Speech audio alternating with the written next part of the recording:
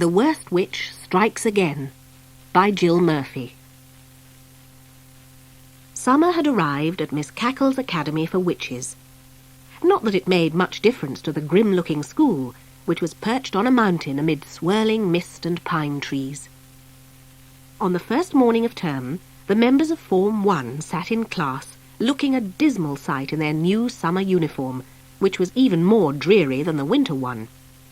It consisted of a black and grey checked short-sleeved dress, brightened a little by the sash around the waist, and grey ankle socks with black lace-up shoes. Everyone's knees were startlingly white after spending the winter swathed in itchy black wool stockings. Despite this picture of gloom, the room buzzed with laughing voices, and the pupils all sounded very excited to be back. Except for Mildred. Worried would be a better word to describe how Mildred felt, as she sat on her desk listening to Maud's tales of what had happened during the holidays. In fact, she wasn't really listening to Maud at all, because she was busy imagining all the dreadful things that were just bound to happen during the coming term. Why, it hadn't even started yet. There were weeks and weeks to get through. After the appalling report she'd had at the end of last term, she'd promised everyone at home that she really would try this term.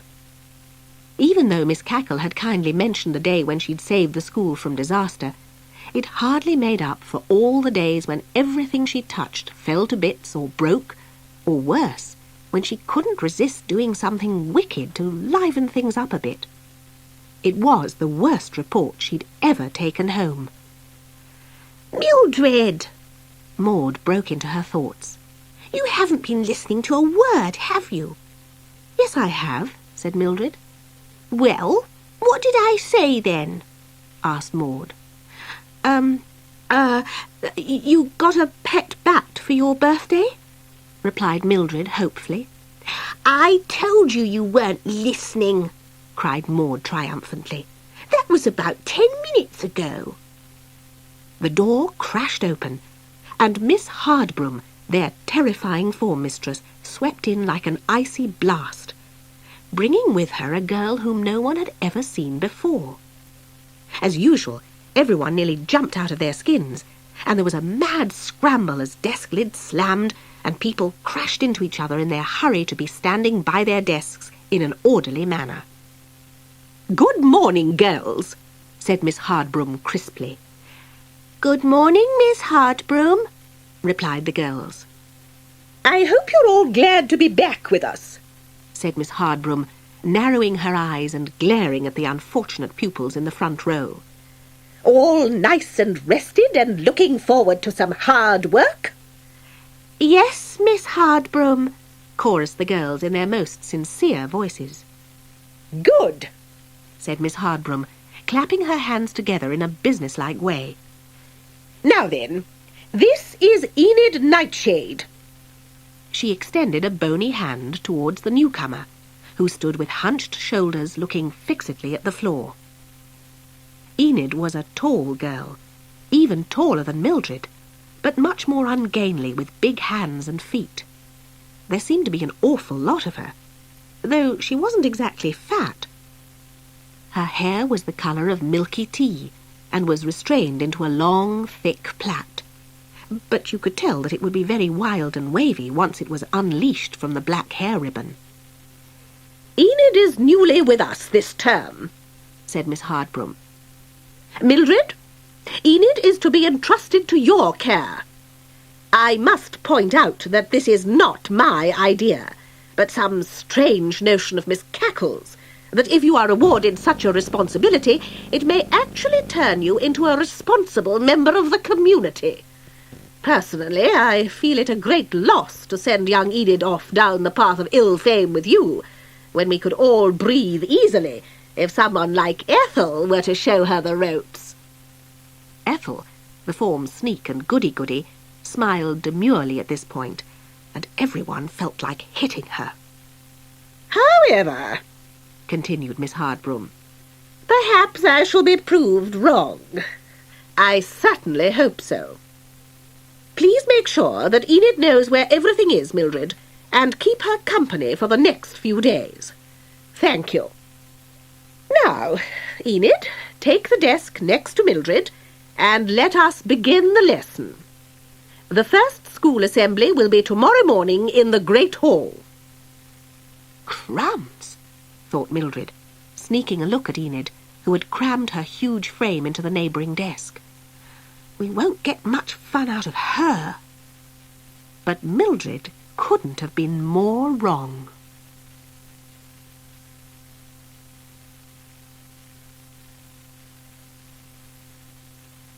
Chapter 2. Early next morning, before the rising bell had rung, Maud crept along the stone corridor to Mildred's room and knocked on the door. There was no reply, but this was hardly surprising, as Mildred was renowned for her ability to sleep through any amount of noise. In fact, Maud often had to go and shriek in her friend's ear to waken her when the rising bell failed to do so. Maud tiptoed into the room, closing the heavy door quietly behind her. Mildred's 3 bats skimmed over her head, returning from their night out, and settled upside down on the picture rail. A soft meow at her feet reminded Maud of Mildred's little tabby cat, which was threading itself round her ankles. She bent down and picked up the little creature, which immediately draped itself around her neck like a fur stole, and began to purr. Maud was quite glad of the warmth, as she felt a bit chilly in her summer nightdress of grey cotton. Mildred, she whispered to the bundle of bedclothes. Wake up, Mildred. It's Maud. What's that? Mumbled Mildred's voice from deep under the covers, followed by a series of rhythmic snores. Mildred, whispered Maud, giving the lump under the covers a vigorous shake. Wake up. The top of Mildred's head appeared on the pillow. Oh, hello, Maud, she said. Is it time to get up yet? Did I miss the bell? No, said Maud, curling up on the end of the bed. It's still early. The bats have only just come in. I came to have a chat before the others get up. Mildred hauled herself into a sitting position. Wrap yourself up, you must be freezing, she said, offering Maud her black cloak. Maud took the cloak from the bedpost and put it around her shoulders. Thanks, she said. What shall we do at break? Well, said Mildred, I've got to show Enid round the school. You know, the potion lab and gym, that sort of thing. Oh, can't you hand her over to someone else? Asked Maud, sounding a little touchy. She looks very dull. And anyway, you and I always go about together. Oh, it's a bit difficult to get rid of her, said Mildred.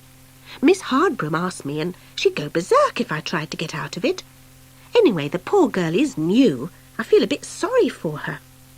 All right, agreed Maud reluctantly. I'll come and call for you later, and we can at least go to assembly together. Well, I'll have to take Enid to assembly, said Mildred awkwardly. But you can come too, though. Oh, thanks, stormed Maud. I'd rather go on my own. She flung off the cloak and uncurled the cat. Perhaps you could fit me in later in the week. Oh, Maud, said Mildred. Don't be so silly. I didn't mean... But Maud had already swept out of the door, letting it bang behind her.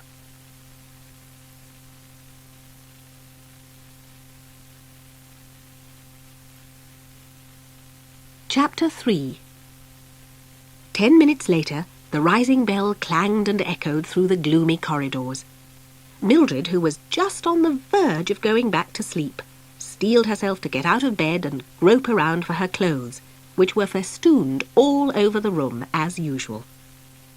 The summer dress was much easier to cope with than the winter uniform. Somehow, in winter, she always got in a dreadful muddle with her tie. She was just about to go and bang on Maud's door and surprise her by being ready, when she remembered about Enid, and set off to the next corridor to call for her. "Enid, are you up yet?" she called softly through the door. "Hang on a sec," called Enid's voice. "I'm just feeding the monkey." Monkey, thought Mildred. I must have misheard. But she hadn't. When she pushed open the door, there sat Enid on her narrow bedstead. Perched on her shoulder was a slender grey monkey eating a banana.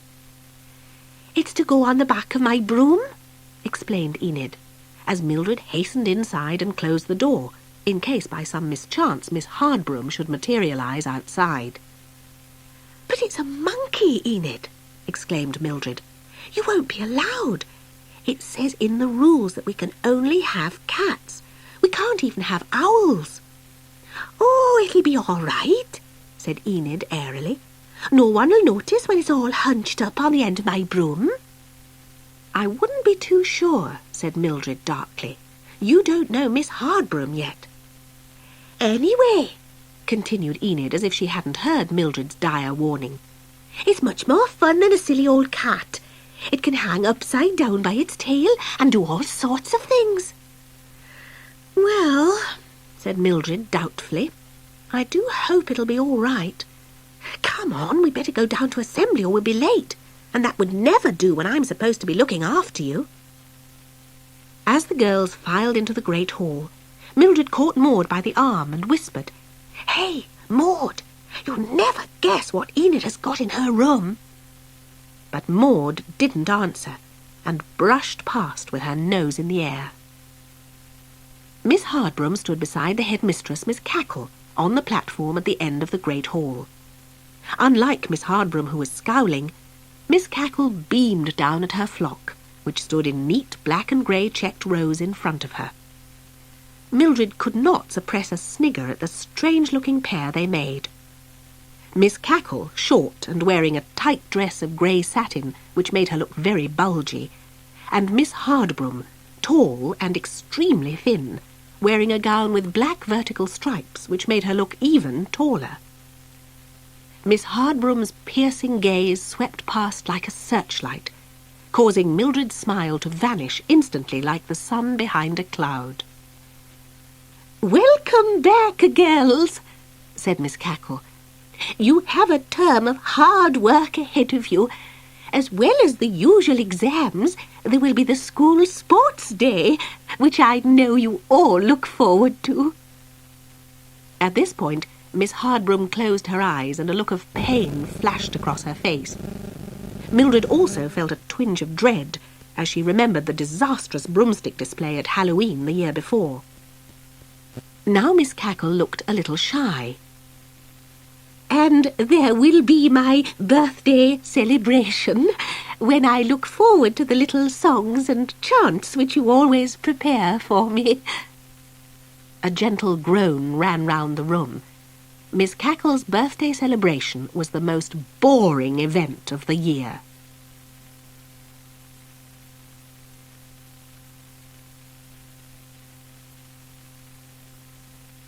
Chapter 4.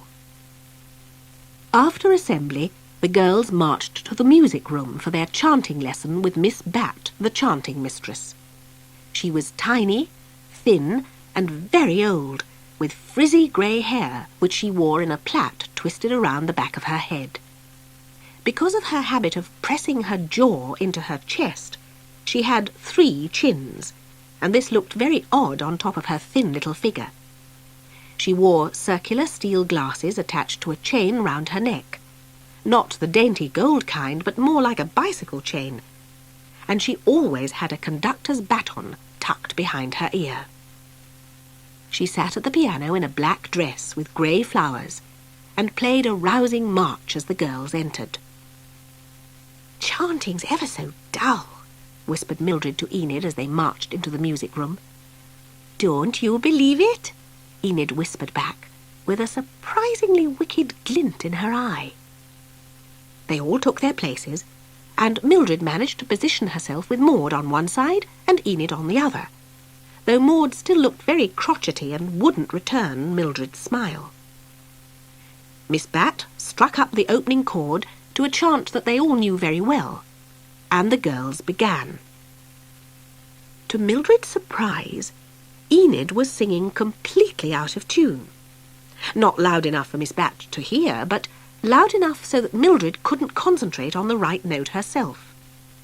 Verse after verse droned on, with Enid just missing the correct note, and the pupils around her struggling to keep in tune. Mildred sneaked a look at Enid, who was smiling sweetly, and obviously doing it on purpose, then glanced at Maud, who was trying desperately to keep a straight face. A sudden mad burst of uncontrollable laughter welled up in Mildred.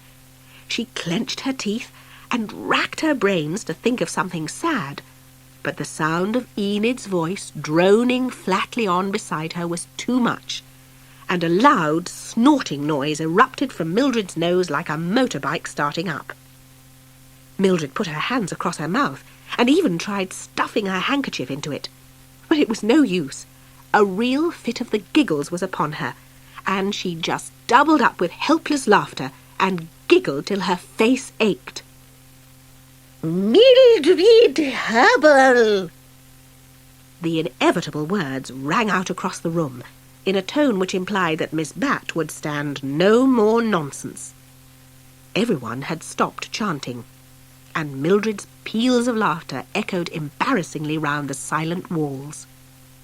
"Come out here at once," ordered Miss Bat. Mildred clumped through the rows of pupils and stood next to the piano. She took a deep breath and managed to look serious, though her face was flaming and the sound of Enid's voice still resounded in her head. When Miss Bat was angry, there were two things she always did. First, her head would begin nodding, which it was doing now, and secondly, she would take the baton from behind her ear and begin conducting an invisible orchestra, which she was also doing now. Mildred could tell that she was furious.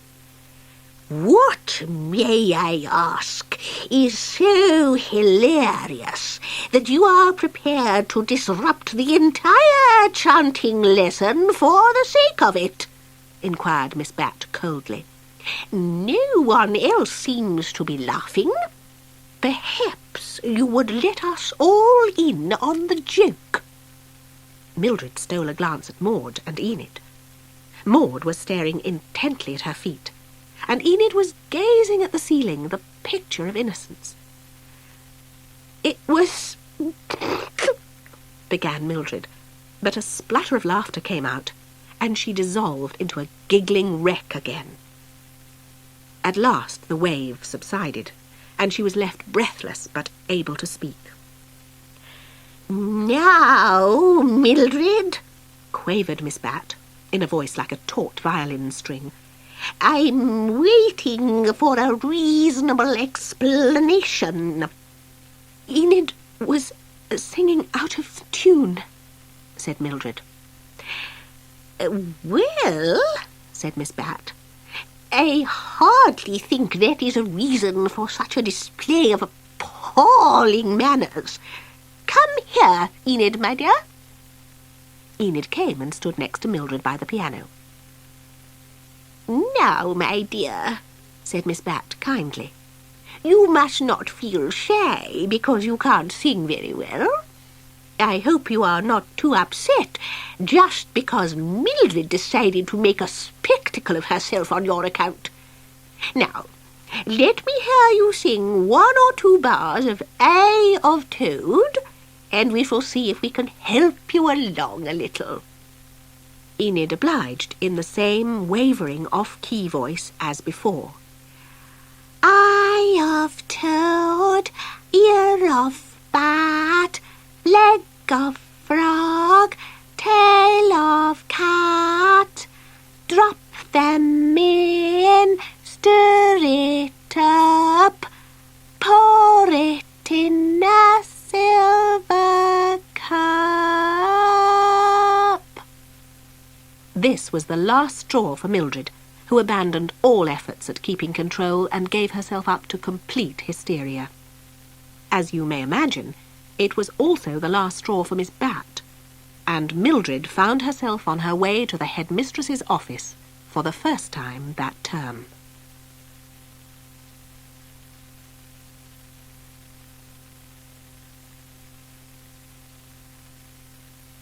Chapter 5. Miss Cackle was not pleased when Mildred entered her study. "Good morning, Mildred," she said wearily, motioning the hapless pupil to sit down. "I suppose it is too much to hope for that you are sent here with a message or for some innocent reason?" "Yes, Miss Cackle," murmured Mildred.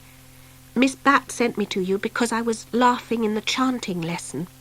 One of my friends was singing out of tune and I couldn't stop laughing." Miss Cackle looked at Mildred over the top of her spectacles, and Mildred wondered why Enid's singing didn't sound in the least bit funny now, in front of the headmistress. "I wonder," said Miss Cackle, "if there is any hope at all for you in this academy. You take 1 pace forward, then 4 paces backward. It's the same old story, Mildred, isn't it? And the term's only just begun. I see that Miss Hardbroom was right when she disagreed with my plan to put you in charge of the new girl. I have put you in a position of responsibility, Mildred, and you must live up to it, not let me down." "Yes, Miss Cackle," agreed Mildred fervently. "It would be a sad thing indeed," continued Miss Cackle, "if you were to lead this innocent new pupil up the garden path with you, would it not? Now, child, for the last time, pull yourself together, and let me hear no more about you for the rest of the term." Mildred assured Miss Cackle of her good intentions, and meekly left the room. As there was still a good hour of chanting left, and Miss Bat had told her not to come back, Mildred decided to sneak up to Enid's room and take a look at the monkey. Mildred could hear her fellow pupils chanting in the music room as she crept up the spiral staircase to Enid's room. It gave her a delicious sense of freedom to have a whole hour stretched before her, while everyone else in the school was imprisoned in a stuffy classroom. For once the sun had filtered through the shroud of mist, and shafts of sunlight fell dramatically through the slit windows onto the cool stone steps. "Well, I certainly made a mistake about Enid," thought Mildred. "She's worse than I am." She giggled again at the thought of the tuneless chanting, and opened the door of Enid's room. As she did so, the monkey, which had been sitting on the bedpost, made a dive for the door straight over Mildred's head and off down the corridor, screeching with delight. Mildred saw its long tail whip round the corner as it plunged down the spiral staircase. "Oh, no!" thought Mildred, setting off after the creature as fast as she could. She arrived breathless at the bottom of the staircase, only to find that the monkey was nowhere to be seen. "Oh, dear," she muttered aloud. "What am I going to do?" "What should you be doing, Mildred?" asked a chilling voice behind her. "Oh, nothing, Miss Hardbroom," replied Mildred, for it was her form mistress who had appeared from nowhere. "Nothing?" echoed Miss Hardbroom frostily. "At this time of day? Why, I ask myself, should Mildred Hubble be hurtling around the corridors when everyone else is usefully employed in a lesson somewhere? And why, I ask myself, should Mildred Hubble's socks be trailing round her ankles?" Mildred bent down and hastily pulled them up. "I was sent out of chanting, Miss Hardbroom," she explained. "Miss Bat told me not to come back, so I've got nothing to do for the next hour." "Nothing to do?" exploded Miss Hardbroom, her eyes flashing so wildly that Mildred backed away. "Well, I would suggest that you take yourself to the library and brush up on your spells and potions for a start, and then perhaps, if there is any time left, which I doubt, you can come and find me in my room, and I will give you a test on what you have learned." "Yes, Miss Hardbrum," said Mildred. Desperately trying to work out where the monkey could have got to, Mildred took the corridor which led towards the library. She looked back over her shoulder and saw that Miss Hardbrum had vanished, which was very confusing, as you were never sure if she was watching invisible or if she'd walked away. Mildred walked on for a few more corridors, then waited and listened. All she could hear was the faint chanting of Form 1 in the distance, so she set off in search of the lost monkey again. Something moving caught her eye through one of the windows. It was the monkey, halfway up one of the towers, swinging about by its tail. It had managed to get hold of a hat from somewhere and was wearing it rammed down over its ears. If Mildred hadn't been quite so horrified, she would have seen how funny the animal looked. "Oh, come down, monkey, please," she called as softly as possible. "I've got a nice banana for you." But the monkey only let out a shriek and climbed a bit higher. Mildred ran as fast as she could and fetched her broomstick. As far as she could see, the only way to get the monkey down was to fly across and catch it. Nervously, she stepped onto the window ledge and lowered herself onto the broomstick. She gave the command for it to fly, but unfortunately, as she gave it a tap, which was the signal for it to start, she slipped, and the broom zoomed off with Mildred hanging on by her arms. "Stop!" yelled Mildred, at which the broom stopped and hovered in mid-air. Mildred tried to haul herself onto it, but that was impossible with nothing to push her feet against.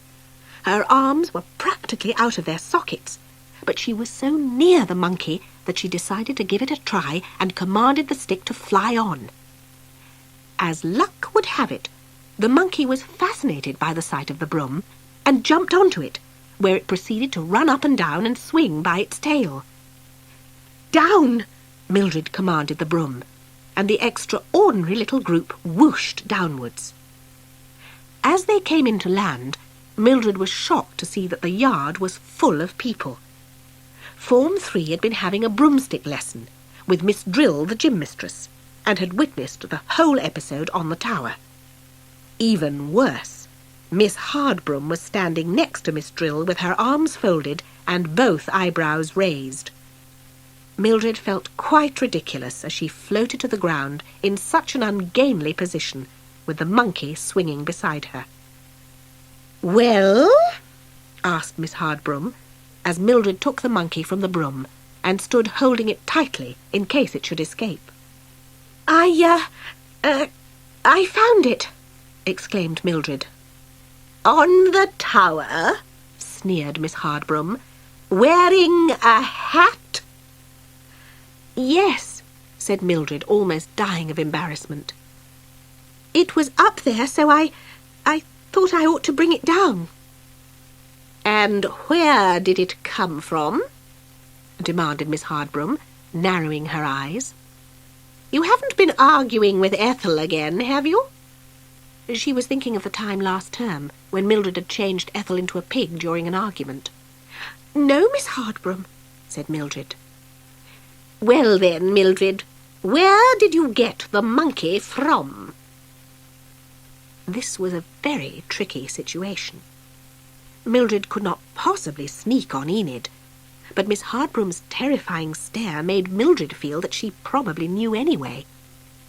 Perhaps it was just as well that a member of Form 3 stepped forward. "She got it from the new girls' room," announced the girl.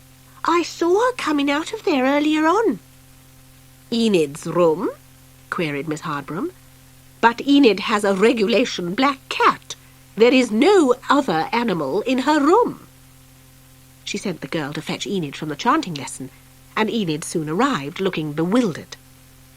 She did not flinch when she saw Mildred with the monkey. "Is this your monkey, Enid?" asked Miss Hardbrum. "I only have a cat, Miss Hardbrum," replied Enid. Mildred's eyes widened in disbelief. "Are you quite sure it isn't Ethel?" asked Miss Hardbrum severely. "Yes, Miss Hardbrum," said Mildred. Miss Hardbrum, however, did not believe her, and she muttered the spell which would change the animal back to its original form.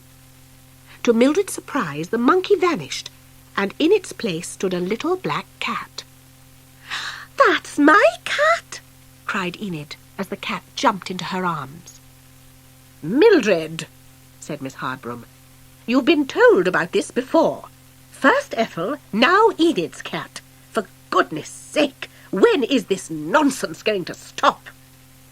Mildred was astonished. "But, miss, I... she gasped. "Silence," said Miss Hardbroom. 2 days you have been back at school, and already twice in disgrace. At least this encounter has allowed Enid to see what a bad example you are. I hope you will take care not to follow in Mildred's footsteps, Enid. Now run along, both of you, and take care, Mildred. Just think before you embark on such an escapade again." The minute the two girls were round the corner, Mildred asked Enid what on earth was going on. "Simple," said Enid. "It really is my cat. I changed it into a monkey before breakfast this morning for fun. I was going to change it back tomorrow when we go for sports day practice. I didn't know you were going to go and let it out, did I?" Chapter 6. Sports day loomed ahead like a black cloud for Mildred, as did anything where competition was called for. She hated the idea of trying to beat other people, mainly because she never won and it was also humiliating, but also because it just wasn't her way of doing things. As well as this, Maud was being very trying. Just because Mildred had been put in charge of Enid, which meant that she had to take Enid around with her, Maud had gone off in a jealous huff, and had even gone as far as teaming up with Ethel. Mildred could hardly believe it when she saw the two of them together. She knew Maud was just doing it because of Enid, so she pretended not to take any notice. But in fact it nearly killed her to see her best friend arm in arm with her old enemy. There were various events on the sports day agenda. Pole vaulting, sack racing, cat balancing, relay broomstick racing, and a prize for the best trained cat. Everyone practiced very hard in the weeks leading up to the sports day. Mildred had long sessions with her little tabby cat, trying to teach it to sit up straight instead of hanging on with its eyes shut, but little progress was made. Mildred and Enid ran races against each other and always tied, but this was no indication of merit, as they were equally bad. The weeks soon slid by, and sports day dawned grey and misty. For once Mildred was wide awake when the rising bell sounded, as she'd been tossing and turning for most of the night with dreadful nightmares. One was about finding a monster on the back of her broom in the middle of the relay race, and it turned into Miss Cackle, who said, "Mildred, you've done it again." As the first peals of the bell rang out, Mildred dragged herself out of bed and rummaged around for her sports kit. She found it crumpled up at the bottom of her sock drawer, and tried to smooth it out so that it would look a bit more presentable.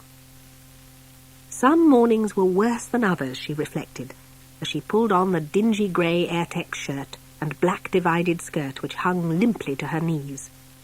The grey socks and black plimsolls completed the picture of gloom as she plaited her hair tightly. There was a knock at the door, and for a happy moment she thought it must be Maud. But Enid put her head round the door, and Mildred remembered Maud had gone off with Ethel. "Don't laugh," said Enid, as she brought the rest of herself into the room. Mildred obliged with a snort of mirth at the sight of Enid's sports kit.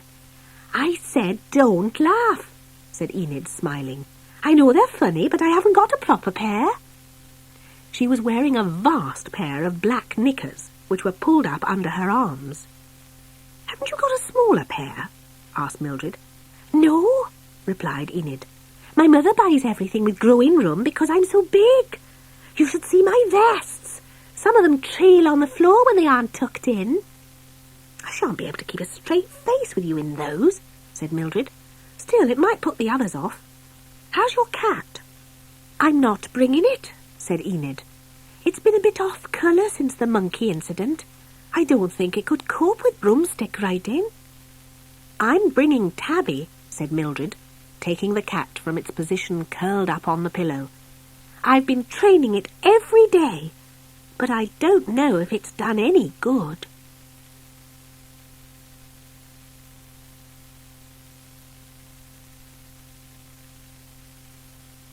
Chapter 7. Enid and Mildred sat in the cloakroom, waiting to be called for the first event, which was the pole vault.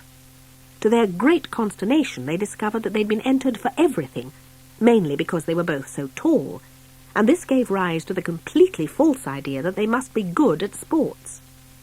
"We're bound to come last," said Enid despairingly. "We don't have to," said Mildred, stroking the tabby cat's head, which was sticking out of the top of her shoe bag. "We're taller than everyone else. We ought to be better than them." "Exactly," said Enid miserably. "But we aren't. What we need is a touch of magic." "Oh, Enid," said Mildred anxiously. "I can't even do that properly. You weren't here when I made the wrong potion in the potion lab, and Maud and I disappeared. It was dreadful." "Leave it to me," said Enid, with disarming confidence. Mildred watched as her friend took the 2 poles to the window and waved her arms around them, muttering words under her breath. "What are you doing?" asked Mildred. "Shh," said Enid. "You'll mess up the spell." A minute later, Enid handed Mildred's pole back to her. "Come on," she said. "We'll beat the lot of them now." Mildred felt distinctly uneasy as they joined the contestants for the pole vault. She looked up at the bar, which seemed to be at least a mile high. "I'll never get over that," she whispered to Enid. "Mildred Hobble!" announced Miss Drill. "Oh, no!" gasped Mildred. "I'm first." "Just jump," said Enid with a wink. "You'll be all right." So Mildred jumped. She charged along the run-up strip, banged the pole onto the ground, and as she did so, an extraordinary thing happened. The ground suddenly seemed to be made of a strong, springy material, and both Mildred and the pole went soaring up into the air. From somewhere far below, she heard Enid shout, "Let go of the pole!" Glancing down, Mildred saw to her horror that everything was way below her, including the pole vault bar and the school walls. She was so shocked that she hung on even more tightly, and saw that a turret was looming up in front of her with gathering speed. Like a guided missile, Mildred and the pole shot straight through one of the windows. Fortunately, the castle-like school did not have glass in any of them, and crash-landed in the middle of a table, all set out ready for somebody's tea. Lying dazed on the floor amid shattered teacups and pools of milk, Mildred saw to her dismay that she had hurled herself into Miss Hardbroom's private study. The pole was neatly broken in two, with one half embedded in a portrait of Miss Hardbroom and the other half in the cat basket, having just missed Miss Hardbroom's cat, now snarling and spitting on top of a cupboard. It wasn't very long before the door opened, and Miss Hardbroom, Miss Cackle, and Miss Drill all came bursting in through the door. The terrified cat leapt onto its owner's shoulders with a yowl. "Nice of you to drop in, Mildred," sneered Miss Hardbroom. "However, it was hardly necessary to use such an unorthodox method of getting here. Everyone else seems to find the stairs perfectly adequate." "I'm sure I do not have to remind you, Mildred," said Miss Drill, "that it is against the rules to use magic in any sporting event." "I just cannot understand it," sighed Miss Cackle, removing a squashed jam tart from Mildred's hair and absent-mindedly feeding it to Miss Hardbroom's cat. "I can hardly believe that one of my girls would cheat, and that poor new girl witnessing such an example. Shocking, shocking." Mildred silently ground her teeth when she thought of the number of times the poor new girl had got her into trouble since term began. "This must be positively the last time that anything of this sort happens," said Miss Cackle sternly. You are disqualified from the rest of the events, and if I see you in trouble even once more this term, then I shall have to disqualify you from the school itself." Mildred gasped. "Yes, Mildred," Miss Cackle continued, "I shall be forced to expel you if this reckless behaviour continues. Now go to your room for the rest of the day and ponder upon all I have told you." Mildred was only too glad to escape to her room.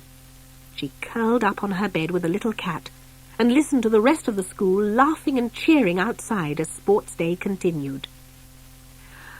"Oh, it's impossible, Tabby," she said. "I shall never get right through to the end of term without anything happening." There was a tap at the door, and in came Enid. "What happened?" she asked. "Where did you land?" "Oh, it was awful," said Mildred. "I ended up in Miss Hardbrum's study. Miss Cackle said she'll expel me if I do anything else this term. What about you? Did you go too high as well?" "Oh, no," said Enid. "I realised that I must have over-magicked the poles, so I pretended to faint and got sent off to the restroom. I'll have to nip back in a minute. Did you get hurt?" "Not much," said Mildred ruefully. "Just twisted my ankle a bit. I'm all right." "Well, cheer up," said Enid brightly, opening the door. "At least nothing else can go wrong today.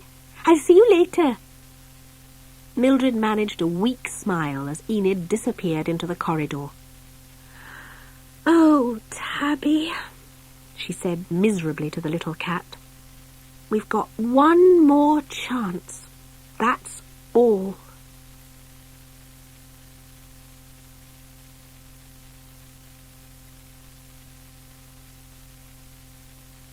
Chapter 8.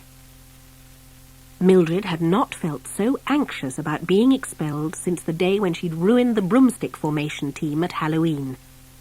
She remembered all the promises to her family about being good, and thought how dreadful it would be if she arrived home with her cat and suitcases to break the dreadful news to them. She looked at her calendar and decided to struggle through each day as it came, making every effort to reach the end of term without any more incidents. Enid tried to tempt her to every imaginable escapade during the weeks that followed, but with admirable strength of mind Mildred resisted. Ethel was being particularly provoking because Maud was still her friend, but Mildred withstood all teasing and managed to battle through to the last week of term without any more trouble at all. Miss Cackle's birthday celebration was to be held, as usual, on the last day of term, and each class had chosen a little chant or poem to be performed on the day. Maud had been chosen to represent Form 1, and Mildred was relieved not to be involved apart from having to sit and listen. "This is going to be awful," announced Enid as they sat in class waiting to be called to the great hall. "Why don't we skip it? I don't know if I can stand a whole morning of recitation." "No," replied Mildred flatly. "Oh, go on, Mill," said Enid persuasively. "You aren't any fun any more. No one is going to see if we sneak off. The whole school's there. No one will notice if we aren't." "They will, and I'm not," said Mildred. "I've only got another 3 or 4 hours to get through. Then I can go home for the holidays without being expelled. I just can't risk it." "All right," agreed Enid, sounding very disgruntled. Miss Hardbrum appeared in the doorway and signalled the class to march down to the great hall. As they filed down the corridor, Enid suddenly grabbed Mildred's arm. "Quick!" she hissed. "In here!" They were passing a store cupboard at the time, and before Mildred knew what had happened, Enid had dived inside, pulling Mildred with her. "What on earth are you doing?"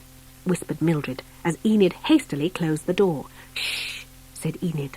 "All we have to do is to stay in here till they're all in the assembly hall. Then we can go off and spend the morning as we like." "But—" "Oh, Enid," said Mildred hopelessly. "We're bound to get caught."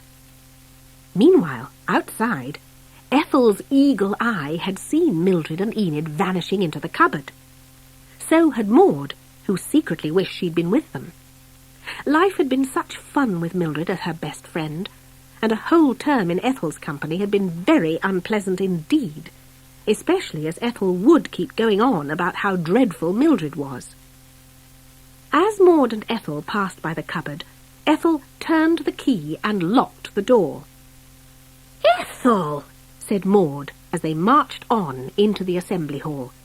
"that was mean. You'll get them into trouble. Miss Cackle said she'd expel Mildred if she did anything else." "Exactly," said Ethel triumphantly. "I think you're a beast," said Maud. "I'm going to creep back and let them out." But at that moment, Miss Hardbroom swept along the corridor and escorted Maud's section of the line into the hall, so there was no way in which she could get back to unlock the cupboard door. Inside the cupboard, the two young witches heard the key turn. "I knew it," said Mildred. "We can't get out now, and it's the last day of term. We'll have to bang on the door when they all come out of the hall, or we'll be in here for the whole of the holiday. They'll open the door at the beginning of next term, and all they'll find will be a little heap of bones." Mildred burst into tears at this distressing thought. "Oh, Mill, I am sorry," said Enid. I'll tell them it's my fault. Don't cry. You won't be expelled, I promise."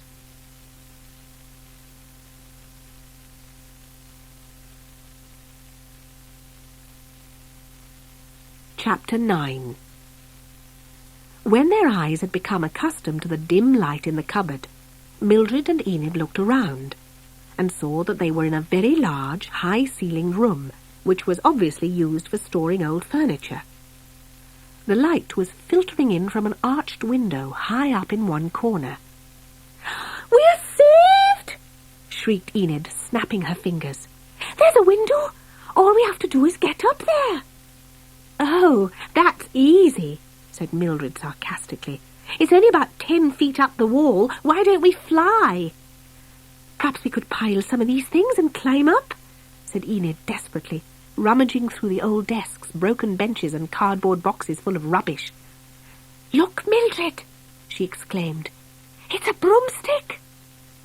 She hauled from a wooden chest an ancient broomstick, almost snapped in two but for a few splinters of wood still holding it together. Enid took off her sash and bound it as tightly as possible. "There," she said. "Now we can fly up. The window looks big enough for us both to squeeze out of. Come on." They commanded the broomstick to hover, which it did, and the two worst witches in the school balanced themselves on it. Enid sat in front, and Mildred hung on round her waist. They made the broom rise like a helicopter, which is done by saying, "Up, up, up," over and over again, until you get as high as you want to go. It is a very jerky process, and the two witches found it very hard to stay on, but at last they reached the windowsill. "What can you see on the other side?" asked Enid, concentrating on keeping the broom steady. Mildred peered through and saw a long indoor wall and part of a ceiling stretching away before her. "That's odd," she said to Enid. "It isn't an outside window. It seems to lead into a huge stone room." "Well, we'd better go through before this broom gives up on us," said Enid, sneezing from the dust and cobwebs draped all over them. "Duck your head as we go through." "I wonder where we'll come out," mused Mildred, as they flew awkwardly through the window.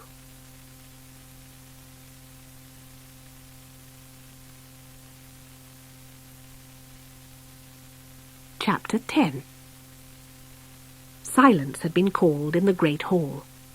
Maud, who was the first performer, stood on the stage with Miss Cackle and all the mistresses behind her, and the rest of the school facing her in the lower part of the hall. She was so worried about Mildred being locked in the cupboard that she could not remember the beginning of the poem, though she had been rehearsing it for weeks.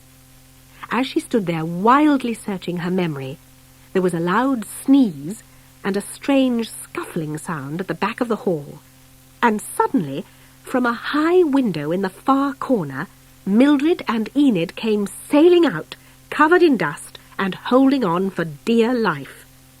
The pupils all turned to look, and the teachers froze.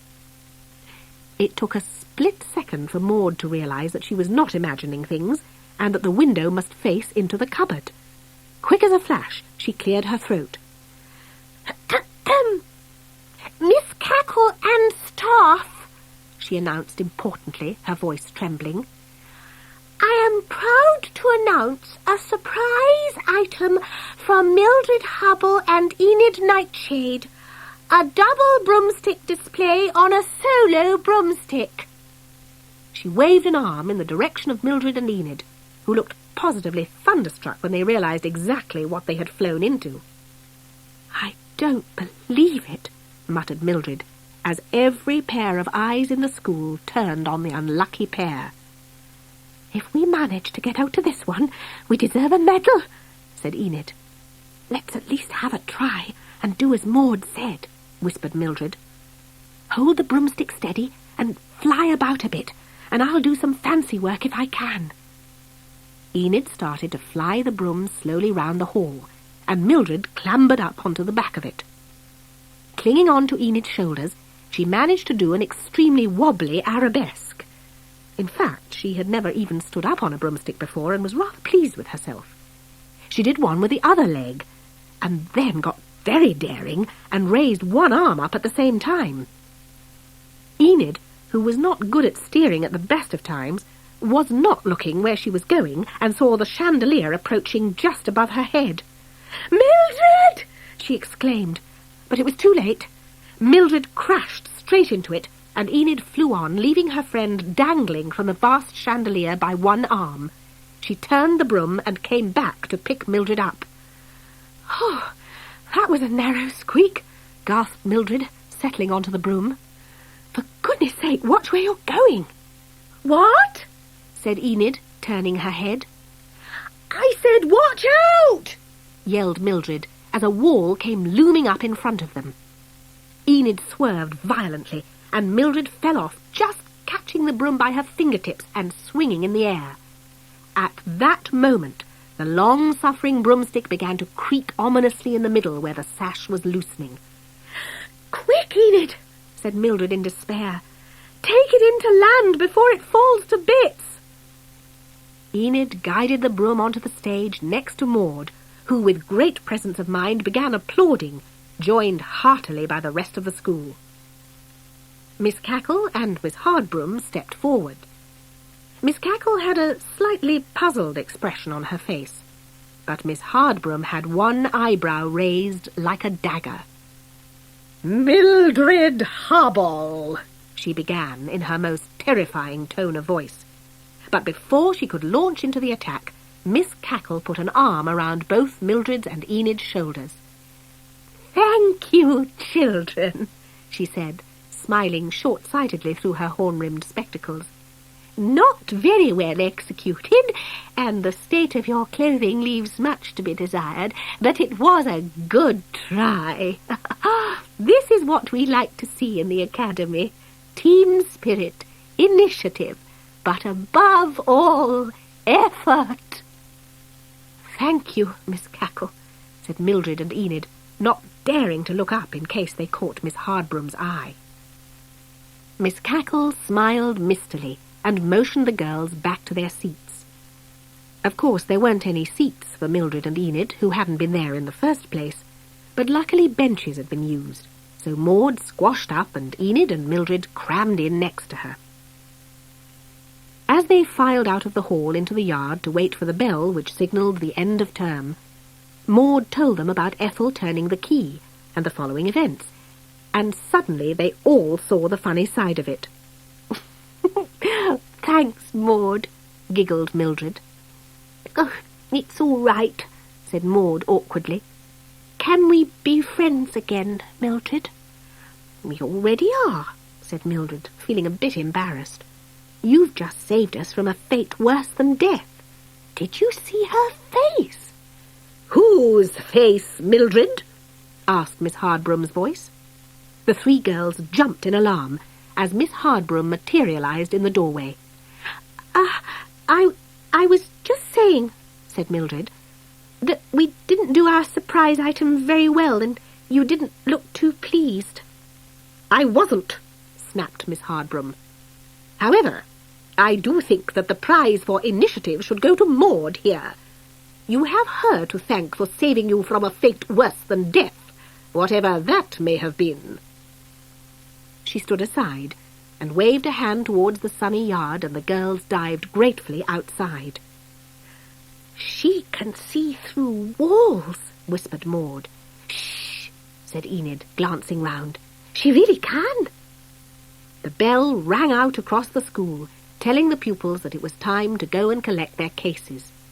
Mildred let out a cry of delight and danced her two friends round in a circle. I've done it, she announced. It's the last day of term, and I'm not